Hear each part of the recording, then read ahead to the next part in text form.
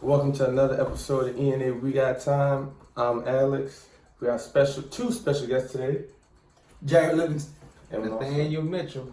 All right, we just gonna hop right into it, y'all. Bucks at Panthers Thursday night. Who y'all got and why? I got Panthers all the way because Cam got a shake back from last week. On top of that, they got Christian McCaffrey, who the Buccaneers defense I don't think can stop at all. Guy's hot, he's very versatile. Backfield or whatever, he can make it happen. On top of that, Jimmy's just this year is not the right mindset still. He still has a very childlike mindset. The offensive line can't protect him, and bottom line is they can't do anything. Period. I'm rolling with the Panthers as well. I feel like the Bucks have still a lot of growing to do as far as the team, offensive wise. They have a long way to go with that offensive line. You know, they have trouble, keeping the quarterback, out of trouble. So I really give it to the Panthers. Christian McCaffrey is due to have another big game like he did last week. And, I'm just excited to see them, and I don't see them losing.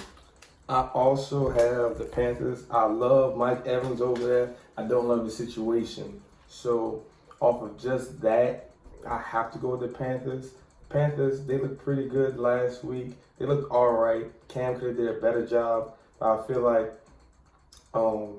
Jameis Winston throwing three picks last week, that's not going to get you nowhere. So if he performs like he performed last week, they have no shot at this. I actually, even though this is a divisional game, I believe this might get ugly really fast.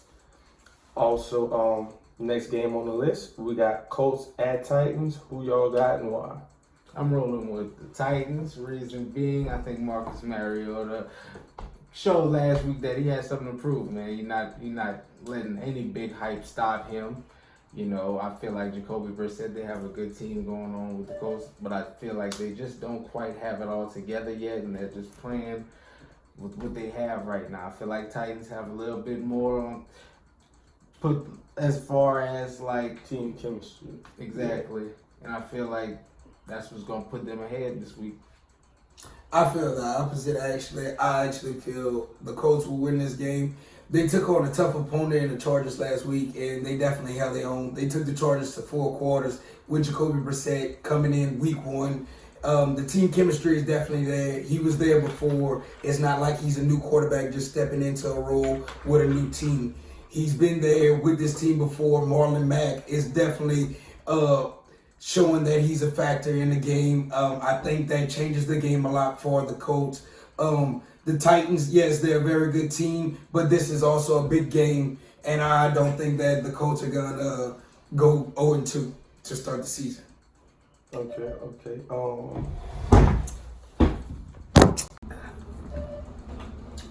In this game, I will say I like the Colts. I like Jacoby Brissett, but the Titans coming off a really good road win against a very overhyped team, overhyped quarterback. Just overhyped all together. Get the Super Bowl, all that stuff out your head. Let's get a winning season together first. So I think with them being able to go to Cleveland and bust their bubble and hang almost 50 on them, I feel like they should be able to come home and handle a really good Colts team. I do believe this game will be pretty close. I'd say a field goal will be the deciding factor in that game. Next up, we got the Chargers at Lions. Who want to go first on that? Chargers at the Lions. I'm going to take the Chargers. Phillip Rivers, hot quarterback right now. That defense definitely looks good. You can't say much about the Chargers right now. Like I said, they're a top-tier team. Last week they had a tough win against the Colts, but I definitely don't see them having any problems against the Lions. I definitely agree. I don't see them having too much trouble against the Lions, and I'm a little biased right now because I do have Phillip Rivers on my fantasy, so I need him to have an extraordinary game against the Lions, but I'm going all the way with the Chargers. I think we're all in agreement on this. I like what the Lions did the first 3 quarters against Arizona. They really had their way with them, but they left a lot of room for error. I think if they slack off like this against Phillip Rivers, although I don't think they'll be down, I think they will start this game behind and they will end this game behind. I got this game being not a blowout, but at a very favorable win for the Chargers. Next up, we have Bills at Giants. Who y'all got? It's a tough one, man, but I think I'm gonna roll with the Giants. Bills took it out. Had a good game last week, close game, but I feel as though Eli still has a little something to show in the tank. I feel like Saquon's due for a really good game this week, and I'm rolling with the Giants. I agree. I feel like Buffalo's lacking a couple key components.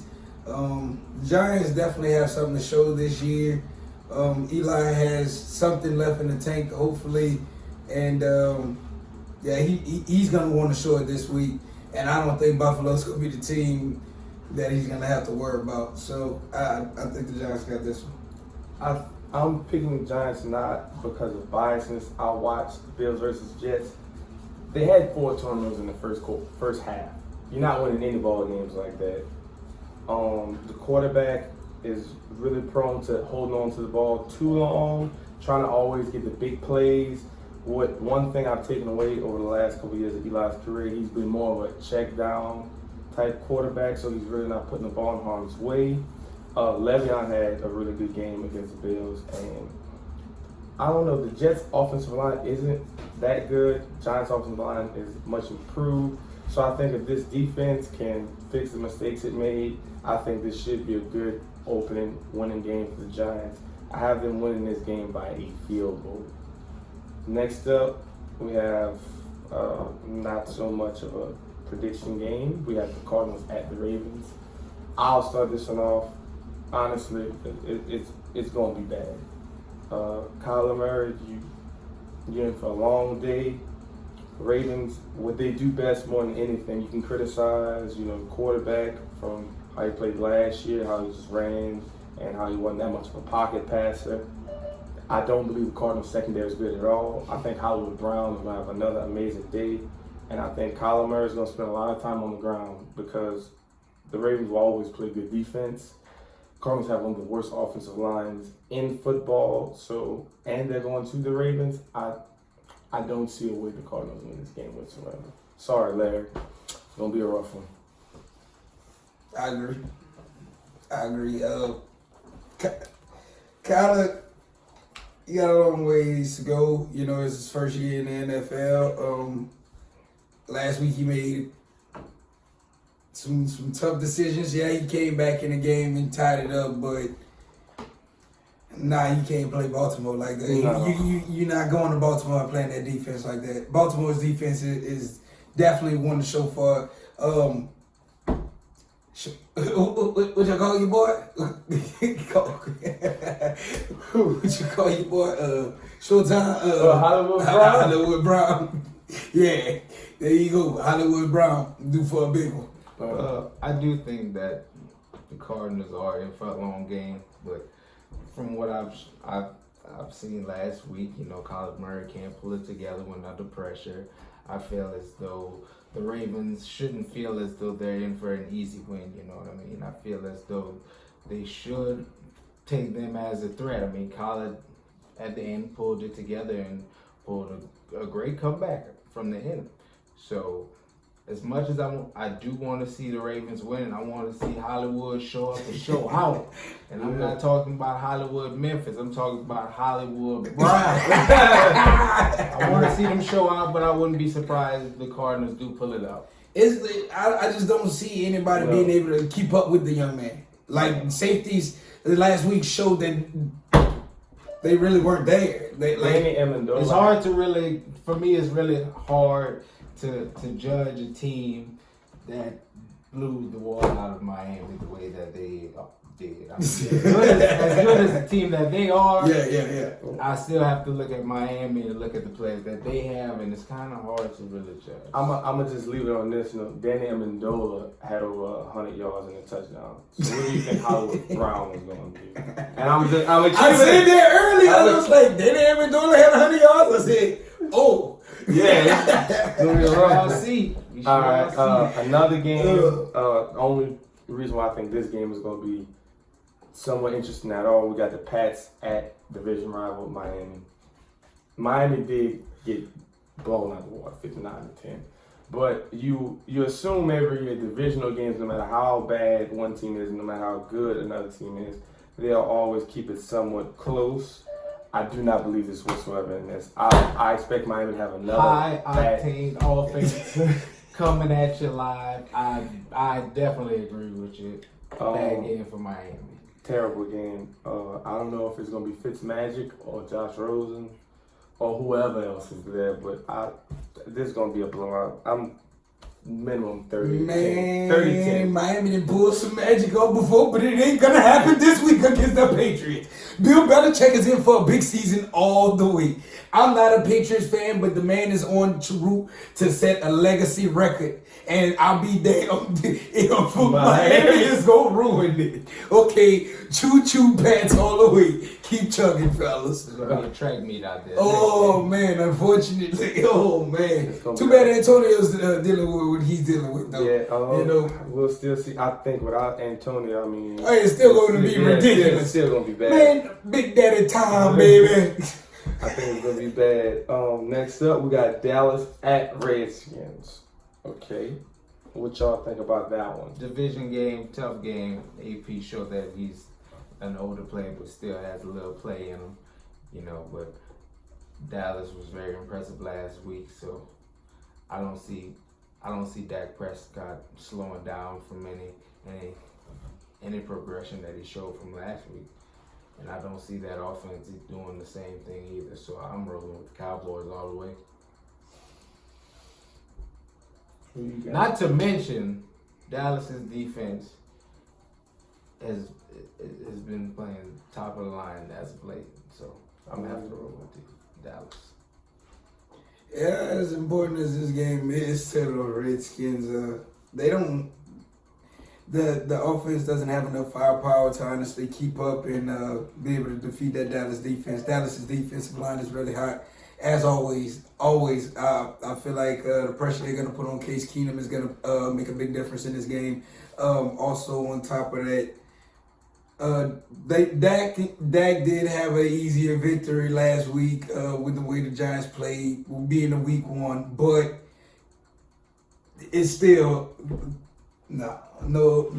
I have Dallas in this too, and the reason behind that I have Dallas because they, for probably the last 5 to 8 years, they've had one of the top O lines in football, always in the top 5, if not better. Zeke's back. He really didn't do too much last week. Maybe they were trying to give him load management to get back in football shape.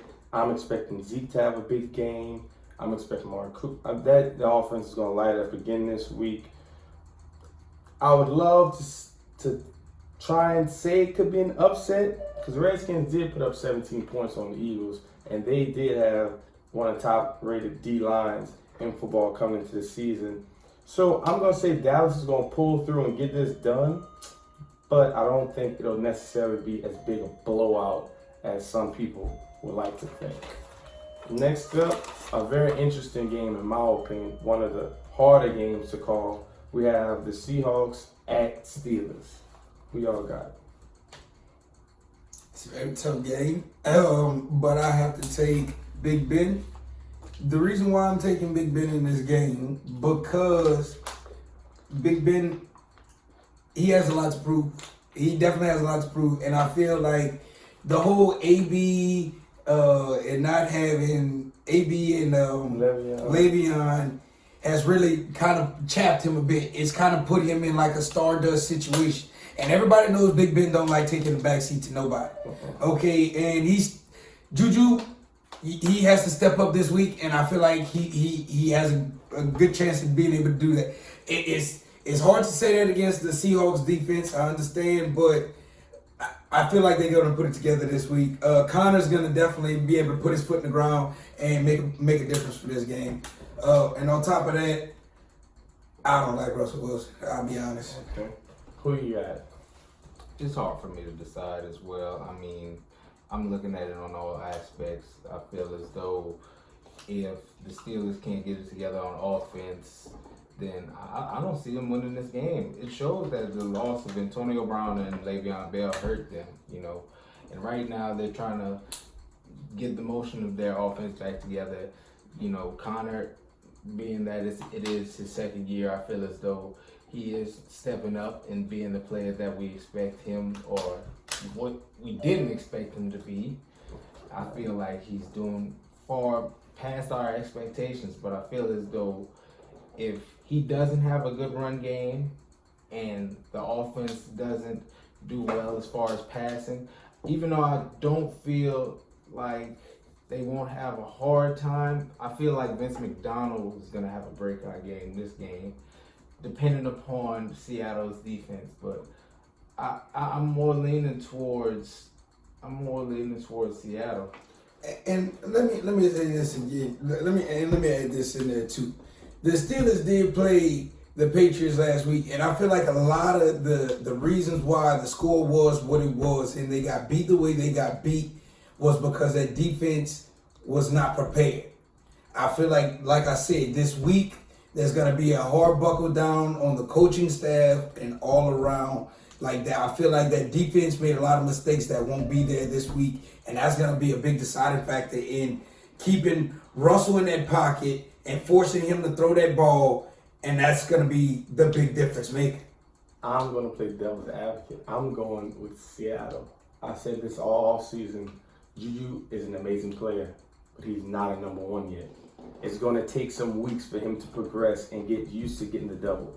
He's going to need help from his supporting cast. He's going to need James Washington, who they raved about all offseason. He's going to have to figure out how to get open. There's other skilled players there who need to get the job done. Vance McDonald, he was a top 3 round pick. Couldn't stay healthy. He's put together a healthy season last year. They got rid of Jesse James, an old reliable tight end. So James McDonald has to pull something together. James Washington has to pull something together. But the reason why I'm picking the Seahawks is the Steelers' secondary has always been suspect.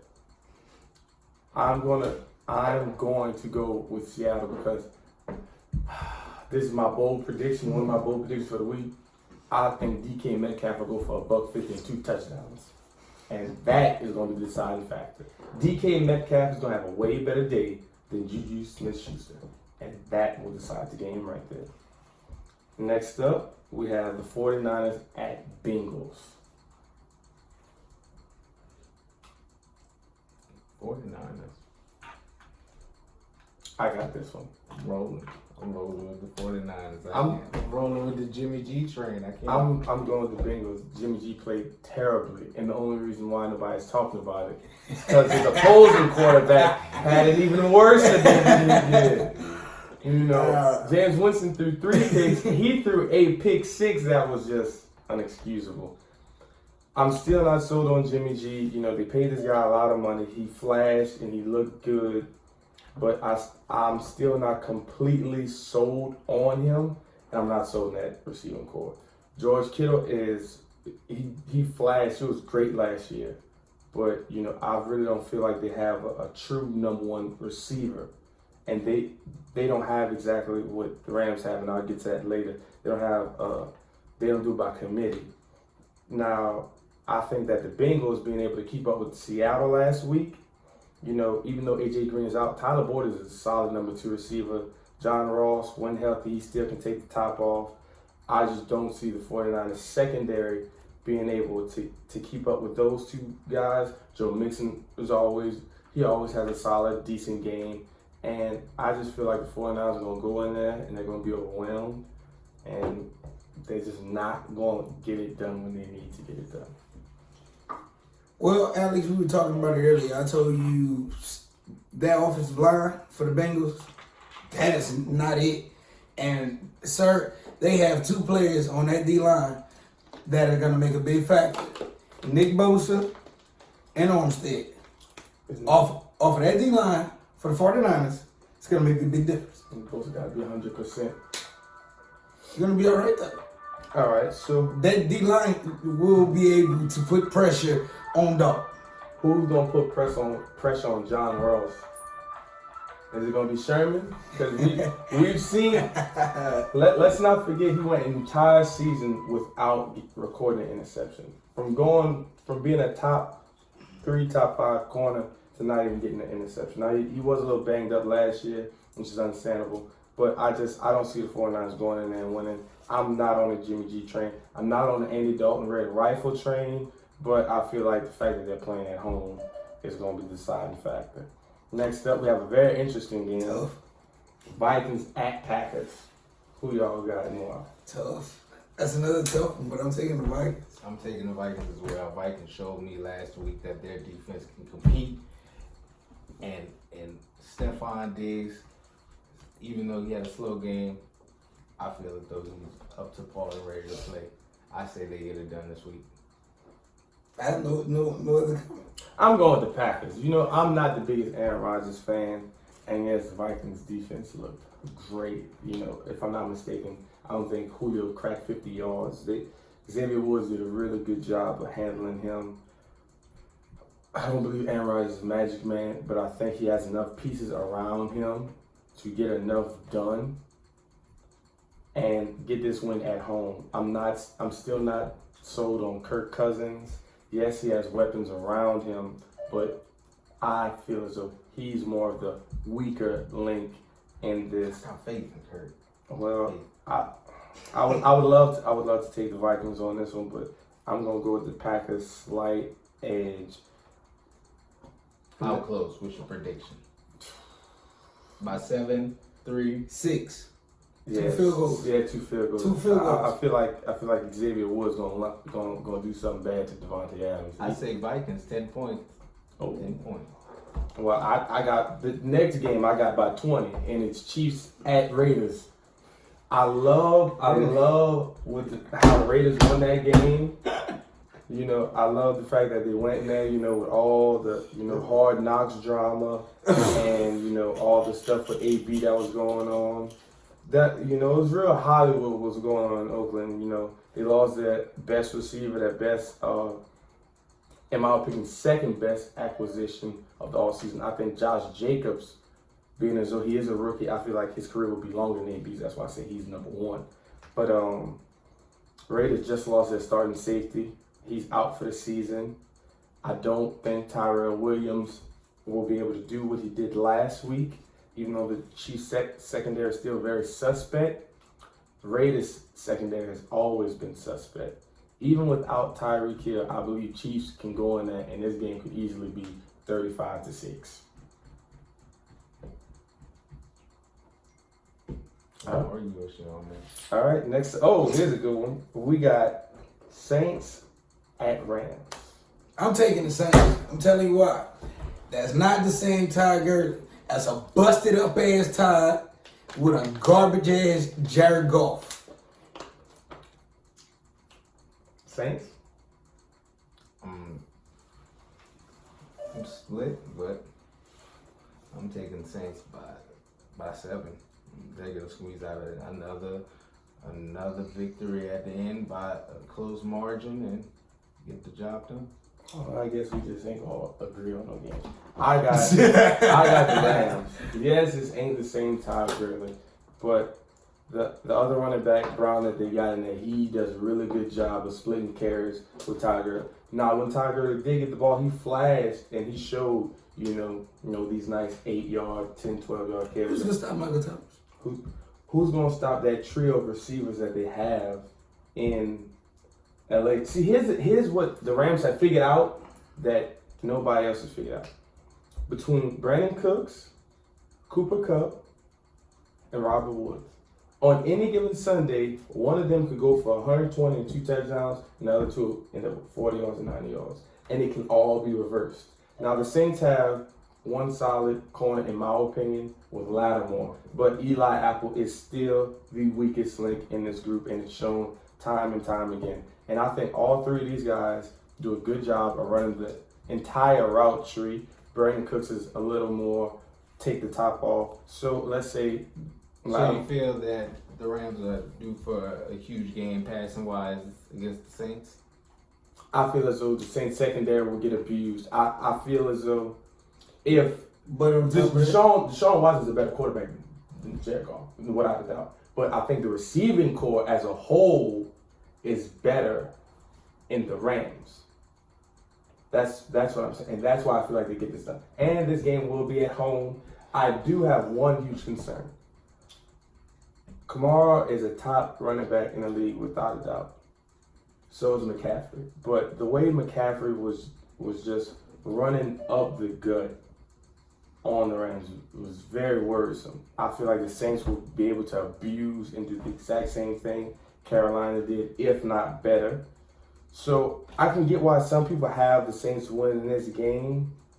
I just feel like, you can't just let guys march up and down the field just throwing the ball, like the Saints allowed Houston to do last week. So I think if the Saints don't fix that and they don't make some changes, I do believe the Rams can win this game. But I do not think this game will be a blowout on either side, no matter who wins.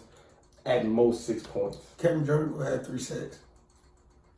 He'll have 2 touchdowns on him. Bold prediction? All right. Here we go. We got a good one. We got in my opinion, we got ourselves a redemption game. We got Bears at Broncos. I'll start it off. I got the Bears winning this game. I think the Bears are really pissed. Mitchell Trubisky, he has to play better. I'm not saying he doesn't, but I think that they can go in there and they can win this game. Let's not forget that this is the same Bears team that won the division last year. They went 12-4. Yes, you're not going to exactly pick up where you took off, but you can't just fall off a cliff like that, in my opinion. I think Trubisky will be able to do just enough. I'm saying maybe 17 points, 14 points, and that'll be enough to stop this Broncos offense. Plain and simple, defense wins championships, and the way the Bears play defense, you can't do anything against them.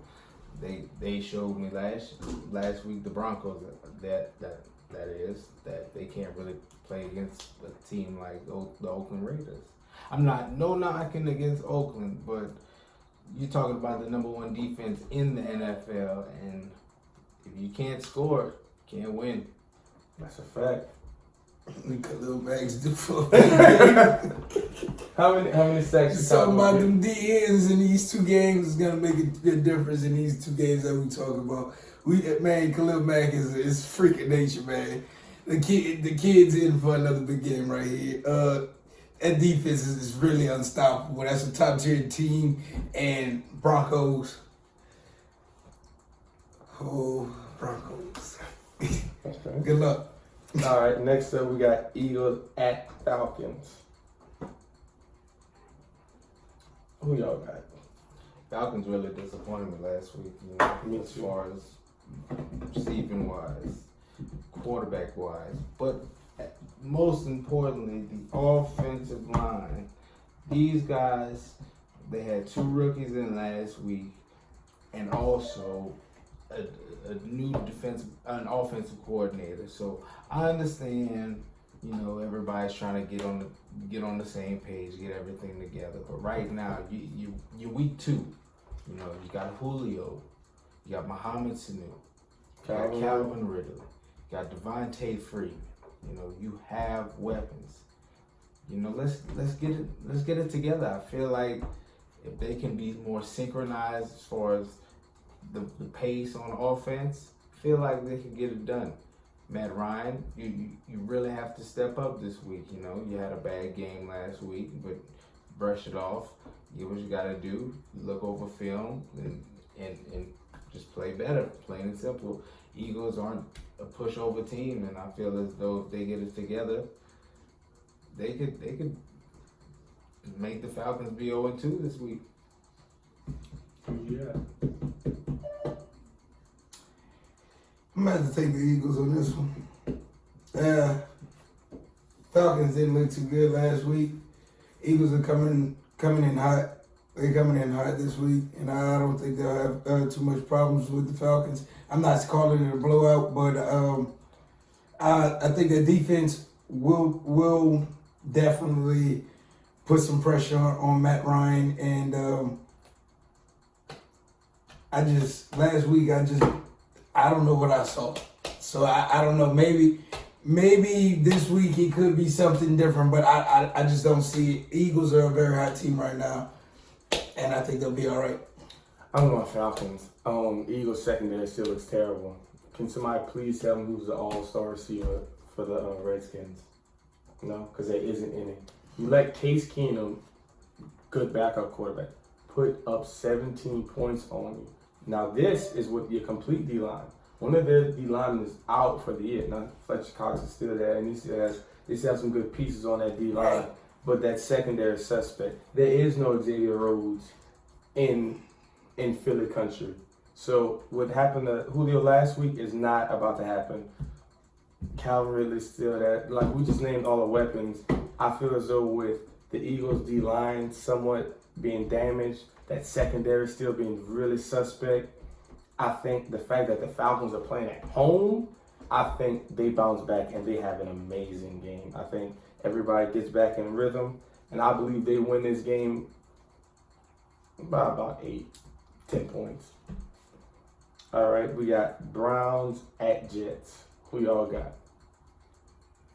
I'm going with the Jets. Browns had a tough loss last week, and I feel as though like they could possibly have a bounce back game this week, but I feel like with the acquisition of Marius Thomas, it's just gonna give Sam Darnold another weapon on offense and spread the ball more across the field. And I just gotta roll with the Jets this week. We got Jets and Browns. I gotta think the Browns bouncing back. They got a lot to prove. They got a lot to prove to the whole NFL right now.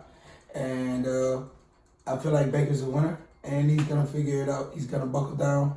He's gonna get his team settled in, and they're gonna find a way to get it done. Jets are a very confident team with everything they have going on, but I just feel like the Browns are gonna be able to shake back from last week. I'm going Jets. The Jets proved that they spent a lot of money on that defense, and it paid off. I want to say altogether last week they had 4 or 5 turnovers, and the way the quarterback plays is the same. They both take high risks. They both hold on to the ball too long. I believe that the Jets at home can very well come in and get the turnovers, get the interceptions, get the sacks, because the Browns, yes, they have a lot of weapons on offense. That offensive line is suspect. Baker Mayfield's decision-making in crunch time is very suspect. That defense, it looks good, but I feel as though the Jets have enough there with, like you said, the acquisition of Marius Thomas, Robbie Anderson, a really good, I really like him. Le'Veon Bell, he still got some left in him. So I think that the Jets can win this game, and I think it might actually be kind of easy, because I think once the Browns get down by a touchdown or by touchdown and field goal, I think that's when it all starts to come back. You can't go from, like I said, you can't go from a 9-win record to Super Bowl. I feel like they really jumped the gun on a lot of things in the off season, and I think a lot of teams are going to play them extremely hard this year for the simple fact you guys are way too cocky. You guys really haven't accomplished anything, really. So I believe got to prove themselves. Yeah, I believe Jets can win this game, and that will be it. We got Jags. No, that's it. That's it for this episode of ENA We Got Time. I want to thank y'all for coming out and watching the video. Please subscribe to my boy, ENA Entertainment. Peace out. Y'all have been Broussard. Y'all come check out Jared Livingston, personal trainer. I'm also a massage therapist, Ambassador Crossings. Y'all come check me out. Reminder, we will be doing a free $20 giveaway to whatever subscriber comments on each weekly prediction video. Please win that money, man. Easy money. We're giving it away. Easy $20. Go grab your lunch, grab you something, anything. Easy $20. Giving away every week. Just comment on the video and the winner will be announced and will be paid early Tuesday morning. I want to thank y'all for your time. I'm Alex, and we are out. All right, next up, we got Jags and Houston. We all got why. Texans, very exciting team right now. Man, I don't think they'll be able to keep up with the wide receivers they got. Straight up. I'm rolling with Houston. I feel like I wouldn't say they got cheated, but they lost a close one. I feel like they have a lot to redeem themselves. Last week, Deshaun Watson played like a man. He stepped up. He did what he had to do. He balls out. He just played incredible. So I feel like they're going to get that first win this week. I will say this. I also believe the Texans will win this game, but I would like to say the Jags offense has kind of impressed me. You know, the receivers are really stepping up. It's not the Leonard Fournette show anymore. You know, they do have some good pieces on offense in the receiving core, but that's not going to be enough. Did Nick Foles get injured? Yeah, he got injured. And the backup, he looked pretty good out there. You know, he's more of a mobile quarterback. He can throw. He looked decent against Kansas City, but that secondary is also suspect, as I talked about other defenses earlier. But I just believe that, you know, with Kenny Stills, Will Fuller, D-Hop, I think that's going to be too much. Jalen Ramsey talks a lot. He has a big mouth, and I think he's very entertaining. But I think that gets that entire defense in trouble because I think guys specifically pick on guys who talk a lot. I mean, he called Tyreek Hill glorified punt returner, and, you know, if it had not been for Tyreek Hill getting injured, I think he'd do what he does every time. Have close to 100, if not 100 yards. So he'll be faced with, in my opinion, a more difficult task at covering D-Hop. I think that the receiving core is better in Houston. I think the defense, that can be debated. Quarterback is definitely better. But I just think that Jags, they're in for a rough one. It's going to be a rough year. Hopefully Nick Foles can get a speedy recovery. But I do not see them winning this game whatsoever. That quarterback, he got Kansas City by surprise because Nick Foles isn't the running quarterback. They have tape on him now. I don't think Houston's going to let him run around like KC did. So I think they'll have him in check. And I believe Houston wins this game pretty easily. I don't think it's going to be a blowout, but about a 10-point margin.